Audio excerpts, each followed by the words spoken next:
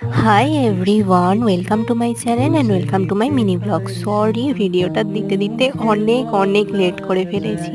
তো যাই হোক, আমরা গেছিলাম হচ্ছে বীরচন্দ্রপুর। তো সকাল সকাল স্নান সেরে গোপালকে স্নান করিয়ে পুজো দিয়ে নিজেও রেডি হয়ে গেলাম। আর আজকে পরেছি এই ড্রেসটাই। তো আমাকে কেমন লাগছে অবশ্যই কমেন্টে একটু জানিও। তো যাই হোক, চলো, অনেকটাই লেট হয়ে গেছে, গাড়িও চলে এসছে আর আমরা গাড়িতে চেপেও গেছি। তো আমরা মানে আমি, বড় পিসি আর মা তিনজন পেছনে বসেছি আর সামনে বড় পিসান বসেছিল। তো যাই হোক, আমরা গাড়িতে করে চলে এলাম হচ্ছে বীরচন্দ্রপুর। আর আজকে প্রচণ্ড ভিড় ছিল, কারণ আজকে নিতাই মানে ঠাকুর নিতাইয়ের আর কি জন্মদিবস ছিল। তো যার জন্যেই এত ভিড় আর প্রচুর মেলা টেলা বসেছে, বেশ ভালোই লাগছিল। তো ঢোকার সঙ্গে সঙ্গে তো আমাদেরকে এখানে তিলকও কেটে দিয়েছে। আর এই তিলকটা বীরচন্দ্রপুরে এসে না পড়লে ভালো লাগে না। তো যাই হোক, পার্ট 2 নিয়ে খুব তাড়াতাড়ি আসছি।